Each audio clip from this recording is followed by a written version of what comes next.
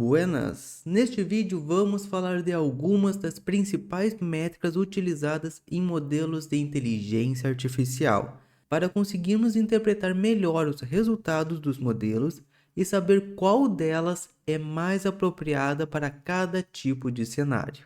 Ressaltando que iremos ver as métricas básicas, que podem e são utilizadas em diversos segmentos, e entendê-las pode ajudar a interpretar muitos resultados por aí. E o mais importante, todas serão apresentadas com exemplos práticos, e inclusive em qual biblioteca podemos encontrá-las, já implementadas e prontas para podermos utilizá-las. Antes de começarmos a ver as métricas, vamos entender o que são essas 4 siglas. Para isso, vamos imaginar um cenário binário, contendo a classe positivo e negativo, para simplificar. Se o valor real for positivo e nosso modelo classificar como tal, podemos dizer que foi um true positive, pois o modelo classificou a classe corretamente. Já o false positive ocorre quando o correto é negativo, porém o modelo classificou como positivo. Já o true negative significa que o correto é negativo e o modelo acerta. E false negative, quando o correto é positivo e o modelo classifica como negativo. Ou seja, quando falamos de true positive ou negative, estamos nos referindo a acertos do modelo. E quando falamos false positive ou negative, estamos nos referindo a erros do modelo. Se aplicarmos isso em uma matriz de confusão, teremos este resultado, caso os valores verdadeiros estejam nas linhas e o resultado do modelo nas colunas.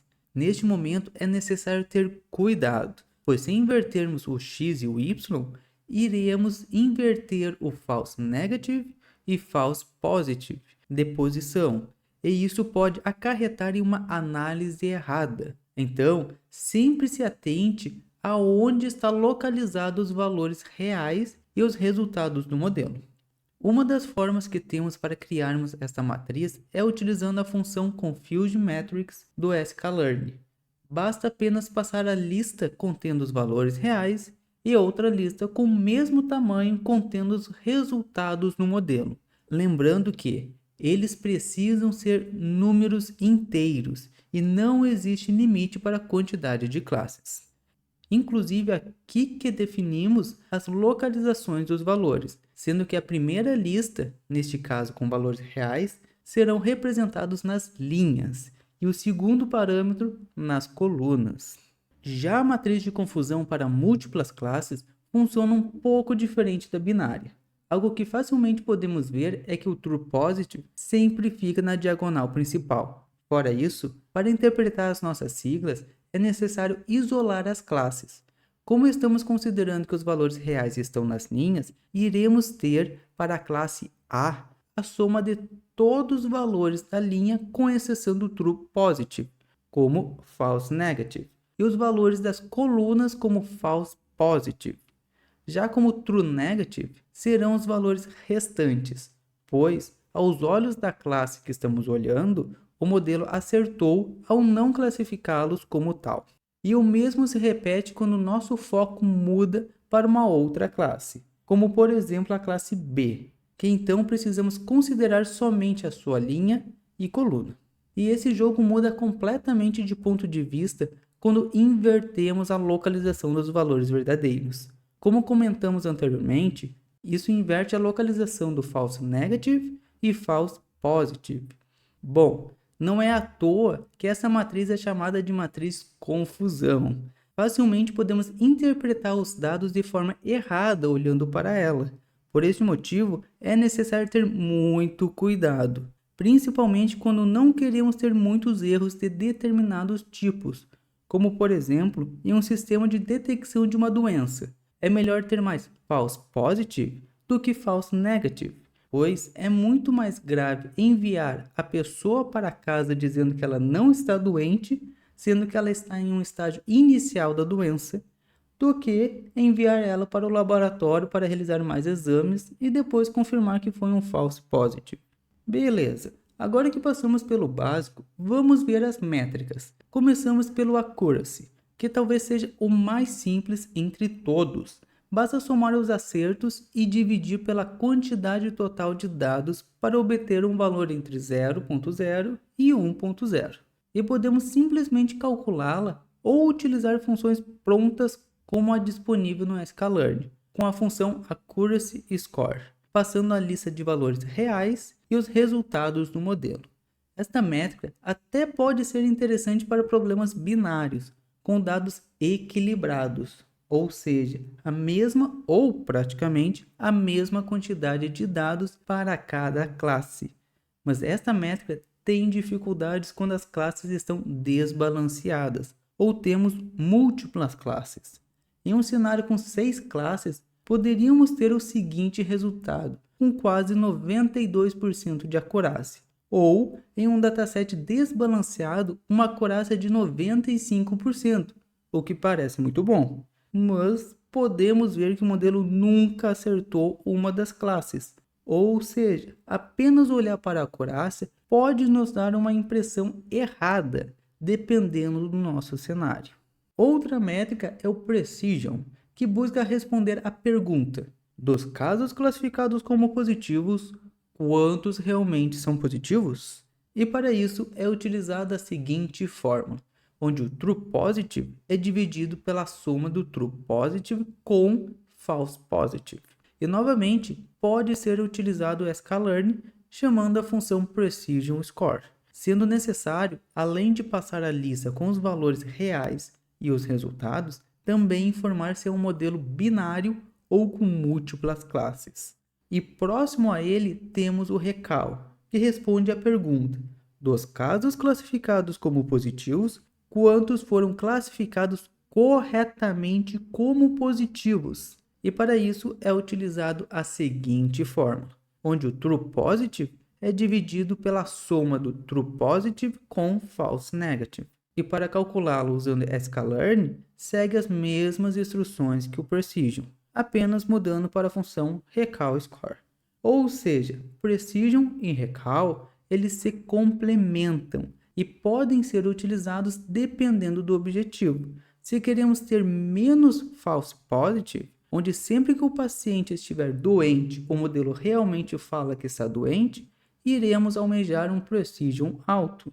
Já, se queremos um false negative menor, onde sempre que o paciente não estiver doente, o modelo diga que não está doente. Neste caso, queremos almejar um Recal alto. Já em um sistema de segmentação ou detecção de objetos, um Precision alto significa que sempre que o modelo detectou algum objeto, ele estava correto. Neste caso, detectou 3 gatos e todos estão corretos. Porém, um Precision baixo significa que realizou detecções de objetos que não existem ou com a classe errada. Neste caso, detectou 2 falsos positivos, o que diminuiu a sua porcentagem. Já o Recal alto significa que conseguiu detectar todos os objetos. Neste caso, podemos ver que todos os 4 gatos foram detectados. Porém, o Recal baixo significa que deixou de detectar algum objeto existente. Neste caso, faltou detectar um dos gatos, baixando sua porcentagem. E isso se replica para outros segmentos da inteligência artificial, utilizando a mesma lógica. Como vimos, Precision e Recal eles se complementam, e não é à toa que temos um cálculo para unificá-los, chamado de F1 Score. Ele combina essas duas métricas para fornecer uma visão geral do desempenho do modelo, com a seguinte forma, e que o sklearn segue a mesma lógica das anteriores. Novamente, além de passar os dados, precisa informar se é binário ou de múltiplas classes. O lado positivo desta métrica é que ela se comporta melhor quando o dataset está desbalanceado em comparação com a outra métrica que vimos, a Accuracy. E também é uma métrica interessante quando queremos ter um equilíbrio entre Precision e Recal. Para ter um exemplo e unificarmos todas as métricas que vimos até agora, vamos supor que temos um dataset desequilibrado, contendo 100 dados positivos e 500 negativos, com a seguinte matriz de confusão, tendo nas linhas os valores reais. Se olharmos para a acurácia, temos um resultado relativamente interessante. Porém, pulando para o Precision Recall, já começamos a ver que os resultados não são tão interessantes assim. E isso se destaca ainda mais no F1 Score. Já em um dataset balanceado, as diferenças são um pouco menores, mas mesmo assim o F1 é mais pessimista em relação à acurácia. Ou seja, se o objetivo é buscar um equilíbrio entre Precision e Recall, o F1 Score pode ser uma boa métrica para se usar, principalmente para datasets desbalanceados, por mais que seja mais difícil de interpretá-lo em comparação com a acurácia. Em alguns casos, inclusive, é possível utilizar até mesmo os cálculos de loss como métricas, como por exemplo o Mean Absolute Error, para saber se os acertos ou erros do modelo foram por pouco ou foram algo muito distantes. Pois, se tivermos um loss alto, pode significar que o modelo apresentou confianças altas aos resultados errados. Para isso, podemos utilizar o próprio PyTorch para calculá-la, utilizando a função L1Loss, ou qualquer outro framework que estiver utilizando. Ou seja, ao dizer que a seguinte imagem é um gato com 99% de confiança, irá apresentar um loss alto. Já este outro resultado irá apresentar um loss baixo, pois o modelo teve uma confiança alta e está certo. Agora, fazendo o Mean Absolute Error dos dois resultados, iremos ter um loss de 0,5, ou seja, os resultados estão sempre completamente errados ou em cima do muro. No nosso caso, completamente errado. Mas, para entendermos melhor, vamos criar um cenário. Considerando um modelo binário, onde valores menores de 0,5 são de uma classe e maiores ou iguais são de outra classe, vamos dizer que temos 4 dados de classe 0 e 4 da classe 1. E nosso primeiro modelo teve estes resultados, o que resultou em um Mean Absolute Error de 0,29. E um segundo modelo com esses outros resultados, o que resultou em um Mean Absolute Error de 0,0325. Ou seja, por mais que ambos os modelos tenham 100% de acurácia, podemos ver que o segundo modelo conseguiu entender melhor os dados, tendo uma confiança maior para classificá-los.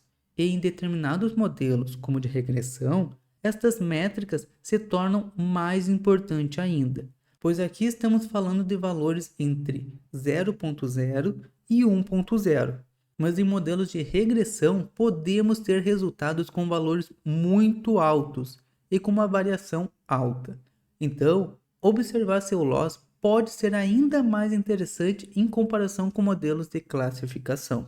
Porém, só gostaria de ressaltar, aqui estamos realizando exemplos pequenos e demonstrativos. Na prática, não necessariamente um loss menor é melhor, já que isso também pode significar um overfitting. Depende muito do cenário e de como o dataset de teste foi construído. Por esse motivo, não é difícil ignorarmos checkpoints com resultados de loss menores contra os que apresentaram melhores resultados nas outras métricas que vimos, principalmente para modelos de classes, como classificação e detecção de objetos. Mas o inverso pode acontecer quando estamos prevendo valores, como em modelos de regressão. Agora que não nos confundimos mais com as matrizes de confusão, ou pelo menos nos confundimos um pouco menos, e vimos como as métricas Accuracy, Precision, Recall, F1 Score e inclusive um pouco de como interpretar o resultado de loss para utilizarmos como uma métrica para avaliarmos os modelos de inteligência artificial. Lembrando que depende da área que estiver atuando. Essas métricas podem não serem adequadas. Neste vídeo foi apenas apresentadas as mais comuns. Mesmo assim, espero que você esteja ainda mais preparado para tirar suas próprias conclusões dos resultados de papers ou até mesmo dos teus próprios modelos, sabendo inclusive qual das métricas básicas podem e são mais adequadas para o seu problema. Com isso, podemos finalizar por aqui. E quem sabe, até a próxima. Pois.